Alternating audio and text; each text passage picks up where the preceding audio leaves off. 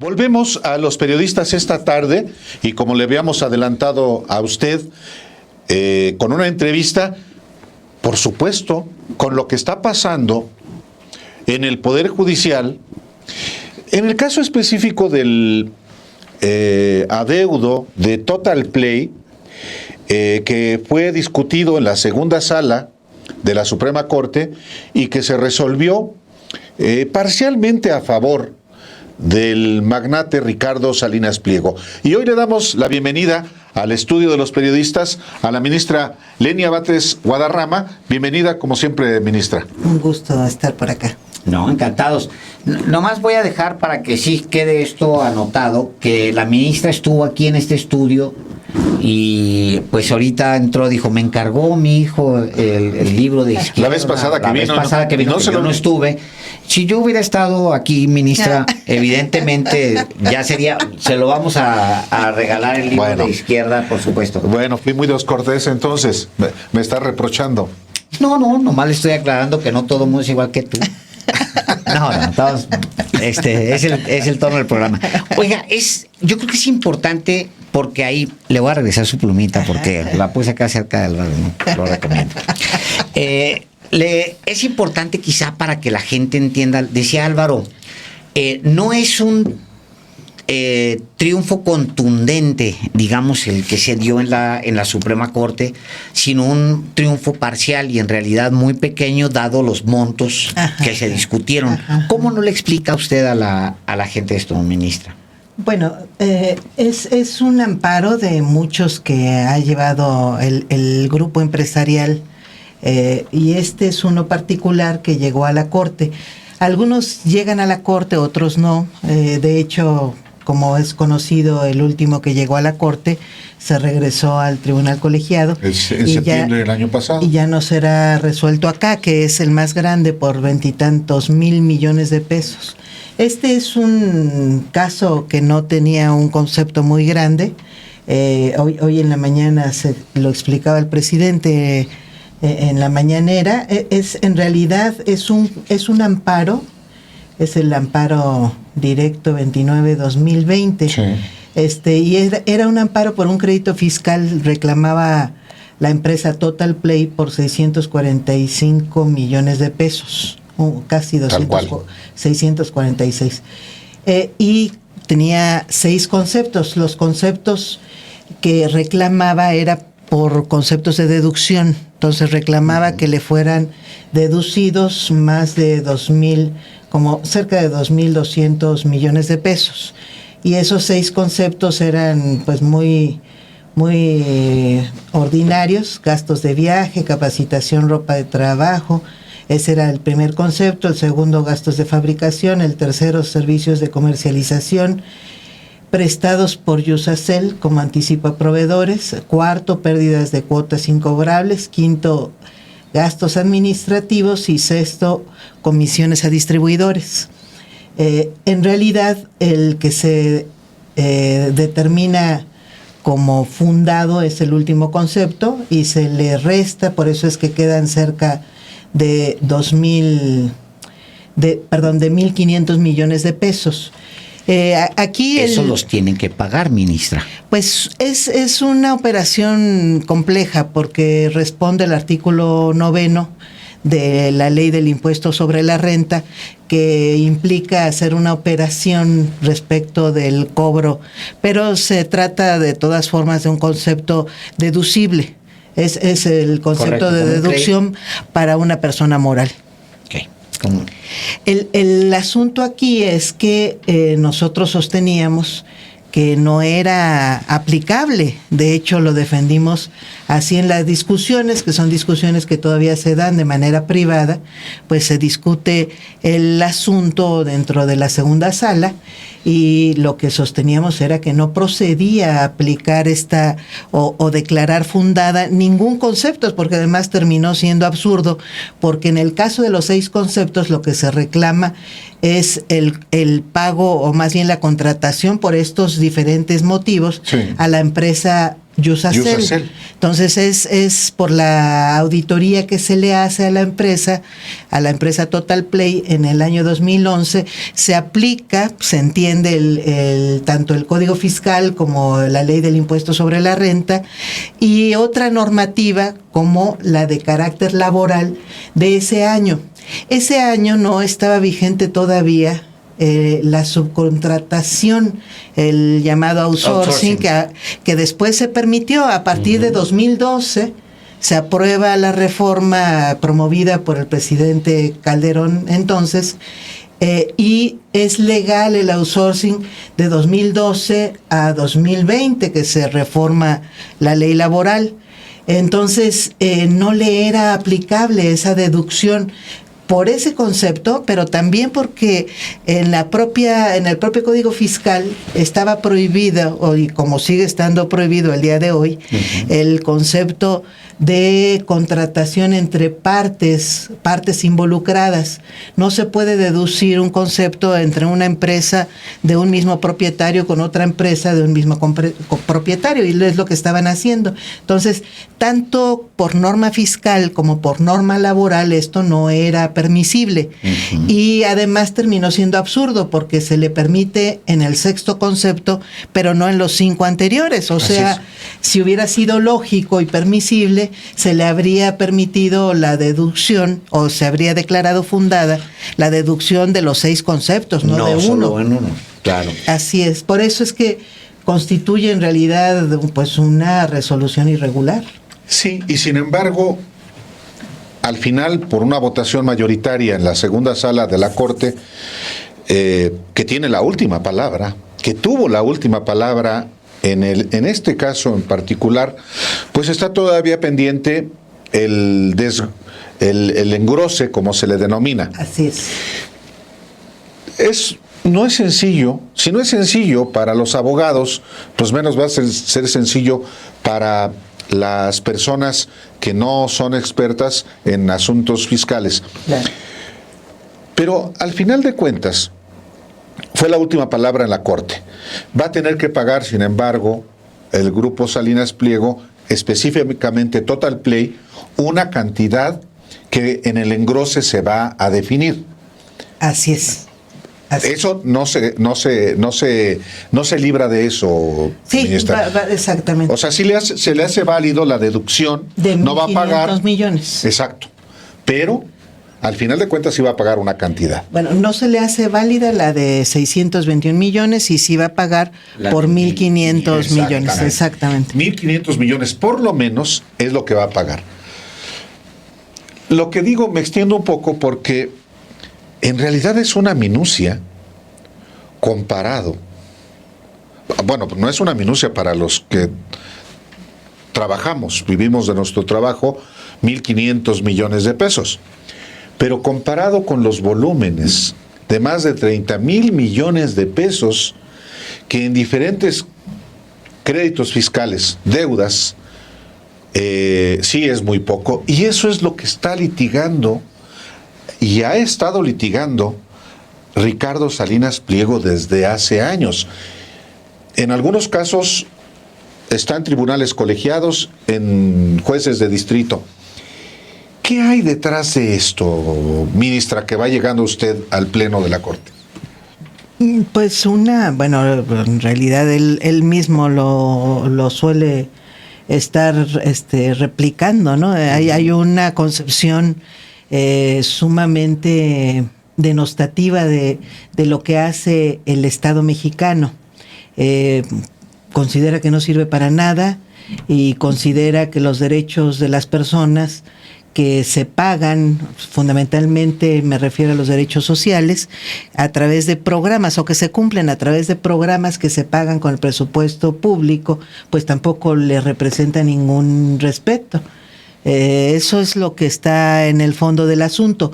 El tema aquí es que, pues sí hay leyes, efectivamente hay leyes, y no pareciera que tampoco le representan un respeto que deba cumplir. Entonces, alega que él cumple la ley, pues no en tanto que venimos al año 2024 y sigue alegando no pagos de 2011, ¿verdad? Que este es el caso, viene del ejercicio fiscal 2011. Así es. El último tramo de Calderón. El último tramo de Calderón, efectivamente, el penúltimo año de gobierno.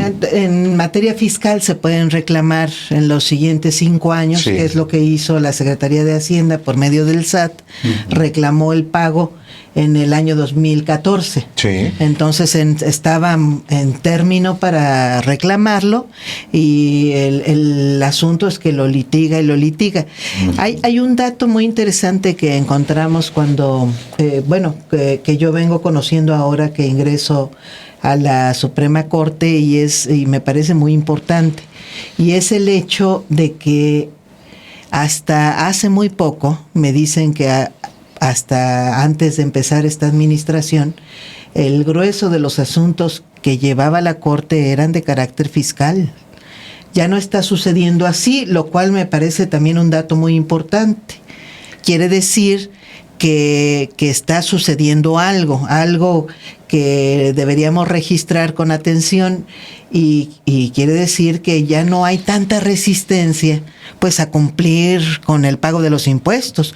Se quitó la norma que posibilitaba la administración libre de los funcionarios públicos de la exención de impuestos, estas solicitudes que ampliamente se resolvían para que no se pagaran impuestos, era legal. O sea, no había que evadir los impuestos, con que lo concediera el titular del SAT era más que suficiente. Bueno, ya no es legal esto, pero quiere decir que tampoco se está litigando masivamente, quiere decir que hay más aceptación al pago de impuestos. Eso es importante y debería también pues registrarlo quienes están todavía resistiéndose a pagar impuestos. Hay un libro, por cierto, que me encontré hace algunos meses, estaba ahorita tratando de acordarme del autor, no me estoy acordando, pero en cuanto me acuerde les voy a mandar la nota porque me parece muy interesante, porque este autor, que es un italiano que se puso de moda, que por cierto tiene un libro que se llama Izquierda también, se puso de moda como teórico de las izquierdas muy recientemente, sostiene que el principal elemento que iguala o diferencia actualmente a las y los ciudadanos de los estados de derecho contemporáneos es el pago de impuestos. Entonces hay el elemento que genera la mayor rebeldía de los regímenes jurídicos actuales, no es de personas que buscan desestabilizar los gobiernos de manera por medio de marchas o de cualquier otra forma de rebeldía, de protesta. La mayor rebeldía, dice este autor, es la de los ricos que no quieren pagar impuestos porque no quieren asumir que son iguales a los demás ciudadanos y ciudadanas. Me pareció que es muy evidente, quizá no sea una gran revelación porque lo vemos cotidianamente, no, claro, pero me parece que es un tema muy importante porque es la rebelión de las derechas. Sí, es la principal rebelión de las élites, es no pagar impuestos porque creen que es injusto que contribuyan a la distribución de la riqueza, lo cual es un dato bastante fuerte para hacerlo visible. Simplemente la democracia está basada en la igualdad de las personas y entre esa igualdad pues está que pagamos impuestos y algunos pagan porcentajes grandísimos y no tienen ni siquiera forma de evadirlo porque se les retiene automáticamente. La mayor parte de las y los mexicanos pues nos sucede así, ¿verdad? En el caso específico de esto que revisaron en la corte, en la sala, estas argumentaciones que sin ser un especialista en el tema, porque ningún ciudadano lo es en realidad, pues es una élite de fiscalistas los que saben bien a bien, hace una especie como de trampa, tratando de deducir de una empresa a otra que es propia, ¿O cómo lo define usted, ministra? Lo que usted vio en esos 6 rubros, ¿qué es lo que estaban tratando de hacer?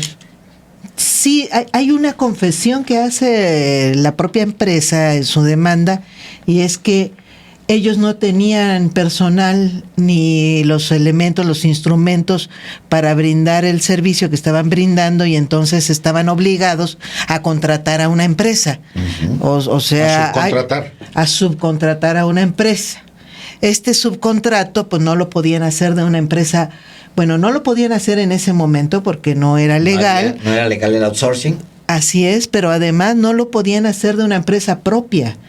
Pero además, esa misma confesión de no tener los elementos para brindar un servicio que están brindando es una confesión también, yo no quisiera denominarle jurídicamente de ninguna forma, pero por lo menos falseada, por lo menos porque está finalmente firmando contratos para brindar servicios que no tiene capacidad de hacer y quiere justificarse, pero además se justifica como empresa, pero además lo justifica mediante el pago de impuestos. Bueno, este tipo de operaciones que han sido muy recurrentes en las empresas mexicanas, pues no son legales.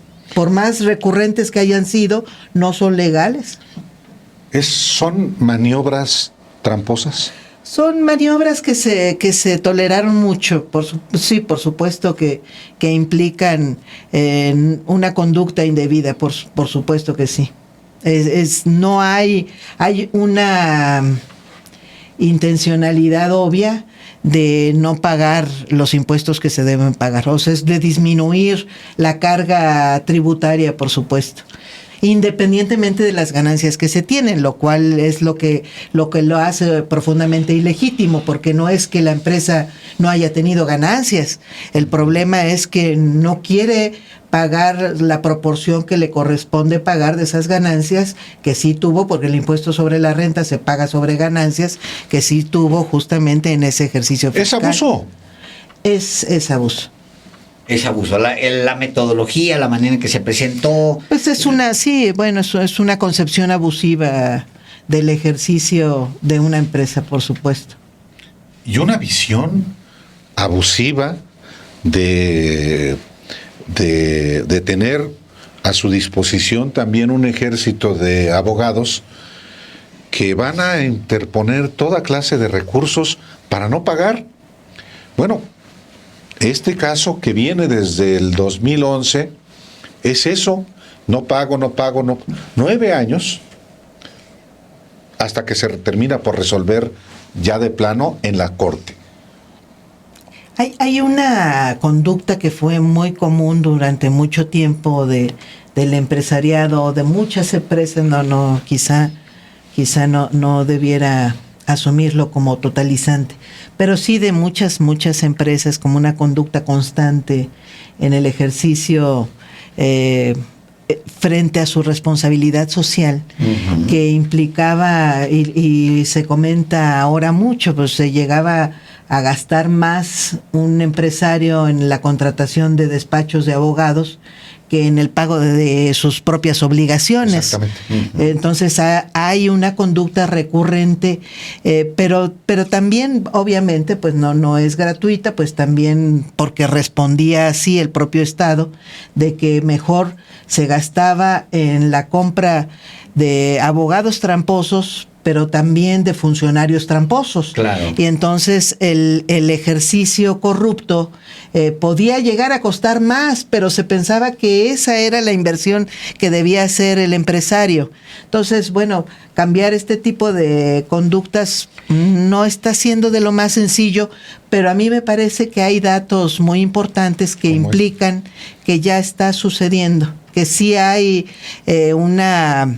un convencimiento de que los impuestos hay que pagarlos, son útiles y además es una responsabilidad social que tenemos todos. Me llama mucho la atención ese dato porque es brutal, que muchos casos llegaban una cantidad específica de casos a la corte y ahora no están llegando tantos. ¿No es también que se está visibilizando mucho la corte? Supuesto, y que por esos, supuesto. ¿no? la Corte y estas trampas. Por supuesto. Ambos, o sea, por Pues el sí, lado... o sea, y además también son un conjunto de temas, ¿no? Porque finalmente se hacen más visibles también los propios empresarios, que eso es importante. Y se asume que finalmente no responden solamente a operaciones privadas, sino que tienen sus actos pues un impacto importante en la sociedad, en algunos casos en el medio ambiente, en otros casos con los trabajadores, en otros casos pues con el fisco. En realidad llegan a tener mucho más responsabilidades. Los actos de las empresas mexicanas pues son muy extensivos, y entre más grandes es la empresa, pues obviamente se entiende que tiene mayores impactos. Eso, por ejemplo, no era tan visible hace algunos años. Entonces tiene que ver también con el propio desarrollo pues de la sociedad misma, ¿no? De la publicitación de los temas, del debate público, de la opinión que se va generando más allá de los intereses controlados. Eso es muy importante, y quiere decir, pues yo creo que es un buen dato de una sociedad informada. Eso por un lado. Y por otro lado, pues también hay visiblemente inversión pública. Cuando no se sabe qué se hace, o cuando el conocimiento que se tiene de lo que se hace son hechos de corrupción reiterados, abusivos, que llegan a colmar la paciencia, como hemos llegado en diferentes momentos históricos, claro, a escandalizarnos prácticamente diario de los hechos que conocemos, de los eventos públicos. Bueno, cuando tenemos conocimiento de que hay inversión y parece útil esa inversión, y los signos de un país pues son positivos en términos de que no nos estamos devaluando la moneda, incrementando la inflación, bueno, pues creo que ahí también se genera una legitimidad del pago de estas contribuciones, que llega a ser muy pesado para los trabajadores y para los empresarios, sin duda alguna, ¿no? ¿A usted ya no le tocó el año pasado, en septiembre, la resolución de un tema que mantuvo en la gaveta el ministro Morales, Aguilar Morales, sí, sí, del caso también del Grupo Salinas? Durante 8 meses lo estuvo guardando, y fue hasta que el presidente López Obrador dijo: el ministro Aguilar Morales tiene guardado el caso, y fue entonces que se lleva a la segunda sala y le rechazan, a diferencia de rechazan y devuelven al tribunal colegiado el caso de los entre 25,000 y 30,000 millones de pesos. ¿Qué tan importante también es que el presidente esté visibilizando los casos de la Corte? Pues está metiéndose, porque también hay esa crítica, está violando la autonomía de la Suprema Corte el presidente López Obrador. No, obviamente que no, porque son temas públicos y de impacto público. Entonces yo creo francamente que más bien deberíamos ventilarlos. Justamente no son privados. Y es ahí donde pues hemos insistido, particularmente su servidora, pero también otros ministros u otras ministras, hemos planteado la necesidad de que las sesiones sean 100% públicas. Que no haya las privadas que todavía pues hay. Prácticamente las sesiones de las dos salas, de la primera y de la segunda sala, son privadas. Prácticamente la totalidad, porque hay un momento final en el que se hace de conocimiento la votación, pero por número de expediente y por voto particular si alguien llega a votar en contra, pero ni siquiera se mencionan los temas de quién contra quién, por qué. Entonces, pues esa parte pública pues es absolutamente inocua, no se hace pública. Entonces, las sesiones, dice la Constitución misma, el artículo 94, que las sesiones del Pleno y de las salas deben ser públicas, y por excepción podrá haber sesiones secretas. Bueno, aquí la excepción es lo contrario. Uh-huh. Y es muy importante porque en las salas, en la primera sala pues se ventilan los temas civiles y penales, y en la segunda sala, que es este caso, es los temas fiscales, administrativos y laborales, que son temas muy importantes. Entonces, creo que entre más público se haga, es más fácil, o bueno, se molestan luego los ministros porque no les gusta para nada la publicidad de los actos jurisdiccionales. Pero pues aquí hubo un tema que pues es muy observable, porque me decían, alguien me preguntaba, ¿y por qué votaste junto con el ministro Aguilar? Bueno, el ministro Aguilar fue el ponente de este tema y lo planteó justamente así. Él no justificó que se pudiera deducir ninguno de estos conceptos, que fue justamente a quien responsabilizó el presidente de guardar en la gaveta. ¿Y no fue el truco? Otro tema. ¿No fue truco para quedar bien? Pues yo hago notorio el tema, simplemente.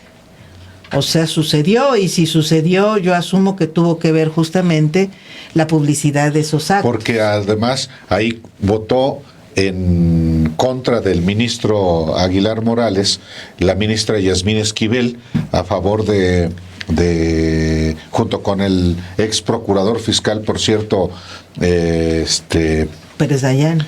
Pérez Dayán el otro, Lainez Potisek. Sí. O sea, ahí se juntaron. Es muy curioso. Pues así pasan estos temas. Sí. Entonces, pues yo digo, lo que digo es que entre más público es más positivo. Por supuesto. Y es más positivo, y se muestra ahí que los temas no son impolutos, no son neutros, y son, además, creo que es muy importante que se sepa quiénes son y por qué y cómo vota cada uno de los ministros. Y es un buen ejemplo de estos temas. Si exime del pago de impuestos a alguien, pues tiene que explicarse. Sí. Y se hubiera explicado mejor si la sesión hubiera sido pública.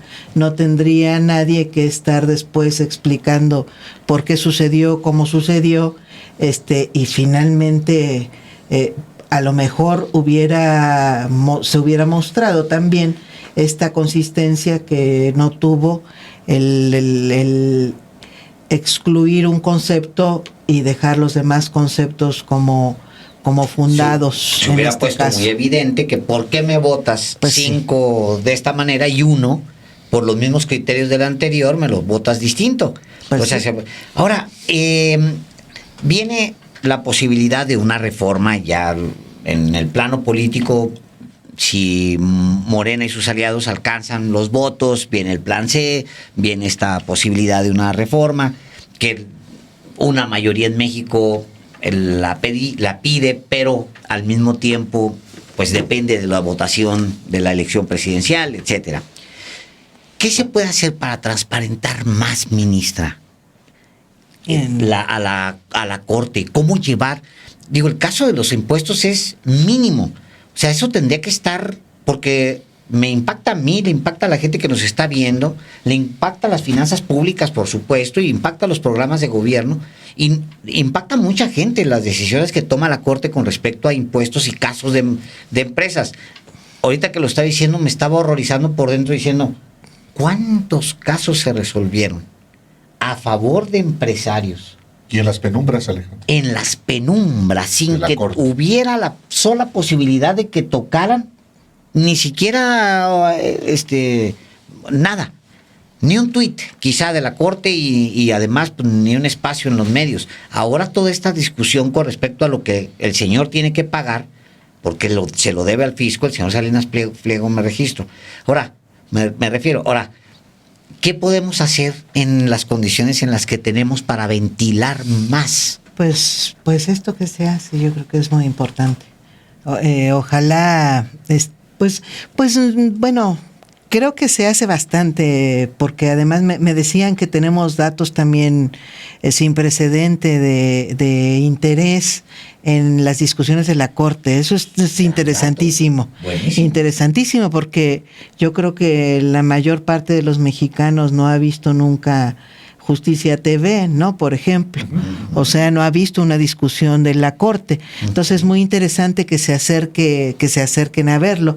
Incluso hace algunos días me decía alguien, antes no sabíamos quiénes eran y ahora estamos con que y repiten los nombres de ministras y ministros. Claro. Pues son datos muy importantes. Creo que se está haciendo ya una parte importante desde el momento en que se reporta, se cuestiona, se razona e incluso, bueno, yo creo que todos los ministros deberíamos estar también disponibles para este tipo de entrevistas. Hay pocas entrevistas porque hay esa costumbre de que el ministro o los jueces hablan solamente a través de sus sentencias, dicen incluso hasta como frase hecha. Bueno, no, porque en realidad esas sentencias son parte de un servicio público, no son privadas, ni tienen impacto privado, y por eso es que yo creo que sí es legítimo que podamos explicar cómo sucede y por qué, ¿no? Y hay consecuencias también, por último, de mi parte, ministra, porque Salinas Pliego es el concesionario de televisión y tiene un poder mediático que le ha servido para someter a poderes. En este caso, no descarte que contra usted se vaya Salinas Pliego. Bueno, qué bueno que me lo advierte. No, hombre, se ve con los compañeros de su partido. Pues sí. Y compañeras por en específica, la manera en cómo se refiere a la secretaria general, por ejemplo. Sí. Sí, hay un abuso, incluso llega a haber abuso verbal utilización de estas concesiones para eso. Sí, eso es cierto y yo esperaría más prudencia. Si no la hay, pues veremos qué hacemos. Tiene usted muy poco tiempo todavía en la Corte, ministra. Está apenas enganchándose. Cuando hablamos la primera vez, ¿sentía usted un rechazo de algunas de las partes allá adentro? ¿Sentía que no le habían dado el mismo trato que le había dado a otros ministros cuando habían entrado, cuando habían llegado a este cuerpo? Y la siento que está un poco más tranquila en ese sentido, pero me gustaría mucho que me dijera cómo ha evolucionado al interior. Para llegar a una pregunta también. La Corte siempre se ha dicho que es el nudo de las derechas.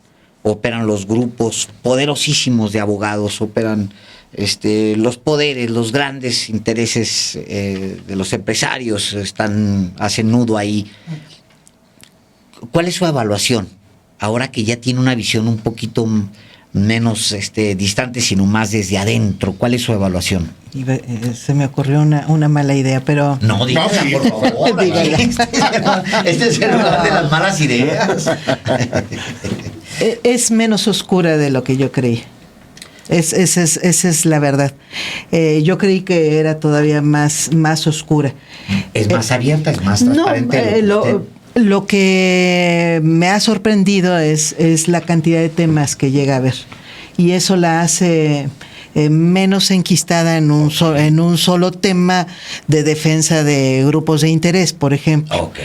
Entonces resuelve una cantidad de temas inmenso. Está resolviendo semanalmente más de 150 temas, 150 asuntos. Entre las dos salas y el pleno está resolviendo. Y eso pues nos permite, por ejemplo, en mi caso, que estoy pues muy preocupada y obviamente que comprometida con el tema de la justicia social, permite un ámbito de acción que no me imaginé que podía generarse. Y es muy interesante eso. Social. Por supuesto, porque, por ejemplo, porque podemos discutir criterios para el cobro de pensiones. Claro. Y de hecho, pues parte de mis primeras sentencias pues tienen que ver con pensiones y ya emitimos un criterio que afortunadamente pues es incluso de criterio obligatorio ya respecto del pago de pensiones a concubinas, el reconocimiento, trátese de IMSS, ISSSTE o ISFAM, eso me parece importante. Sí, claro. Porque además son criterios, estas resoluciones de la Corte pues tienen impacto con todos los juzgados del país. Emitimos otro criterio también y también de ya con fuerza obligatoria, que es respecto de las licencias que se les da a los padres, se les reconoce en las leyes, estas 3 leyes de seguridad social, licencias laborales solamente a padres de niños con cáncer, las extendimos para cualquier enfermedad delicada que implique cuidados de los menores, pero además las duplicamos al interpretar una norma que decía que no podrán los 2 padres tener la licencia, simplemente le extendimos su interpretación a no podrá ser de manera simultánea, lo cual en realidad le permite distintos. Y le permite la licencia a los 2, en realidad. Cuestión que pues son cosas muy pequeñas, pero pueden tener un alto impacto en personas determinadas que pues tienen esta circunstancia. Entonces, este tipo de temas pues no me parecen intrascendentes. Hay otros que se llegan a debatir. Afortunadamente hay temas en los que ya hay incluso hasta un sentido común de justicia, por ejemplo, los Correcto. temas de la mujer, Sí.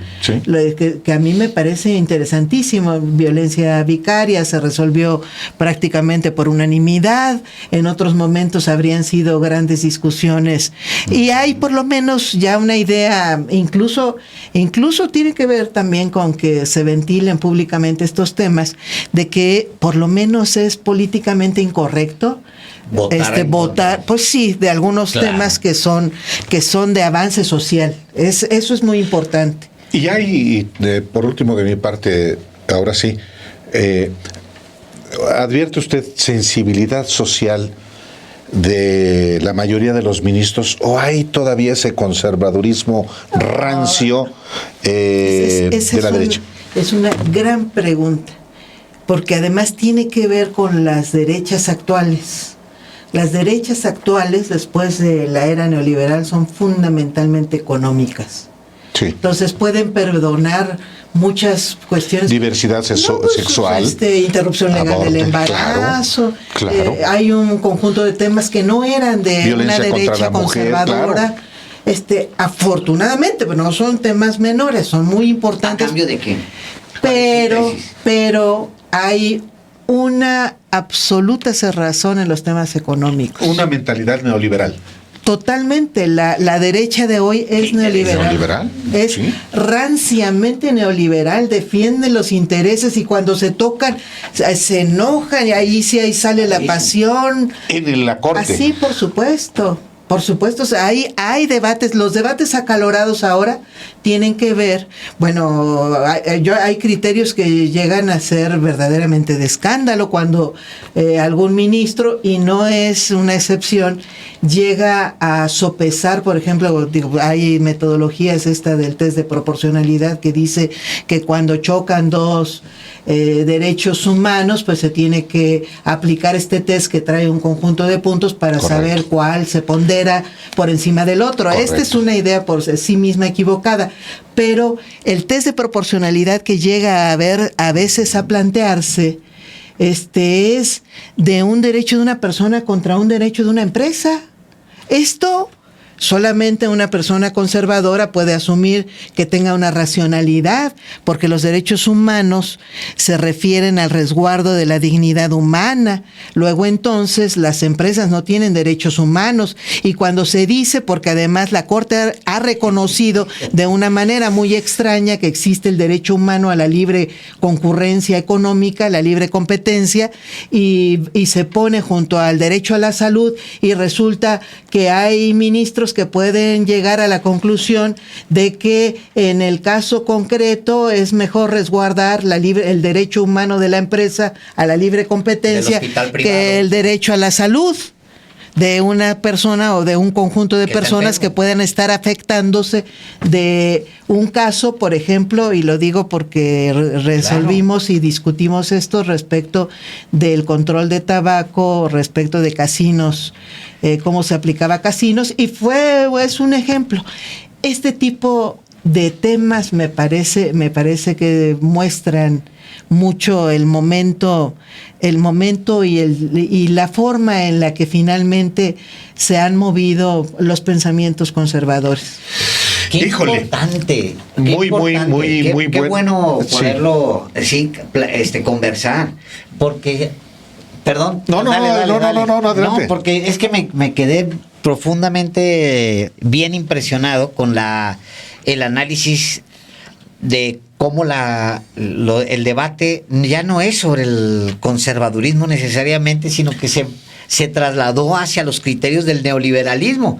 Que al final no te enfrentas con curas en la corte, te enfrentas con multimillonarios o wannabes. Con Salinas Pliego, nada Con los- menos. No, criterios económicos. Qué impresionante. Ministra, pues qué bueno que tengamos la oportunidad de conversar y que la gente le escuche, que la gente escuche lo que usted plantea, porque esto nos ayuda a nosotros y ayuda a la sería gente. muy bueno también. Y nos ayuda a nosotros, le ayuda a la gente y en el fondo le ayuda a la Corte. Claro, Por supuesto. a eso iba. Por Qué supuesto. bueno sería tener a la ministra Norma Piña, presidenta de la Corte, platicando como estamos platicando con usted. Pues sí, o con otro ministro Pérez Dayán, con cualquier otro ministro o ministra. Y yo creo que también es un asunto de ser consecuentes con el servicio público. Porque al final de cuentas, los miembros del Poder Judicial son servidores públicos, Así es. pero están tan negados siempre al escrutinio. Muchísimas gracias, ministra Elena Vázquez. Un placer. Muy Gracias, este es su caso. Volvemos después de una breve pausa. Y este es el de la ministra, ¿eh? Sí, claro. Debiste haber saludado cuando vino. Volvemos.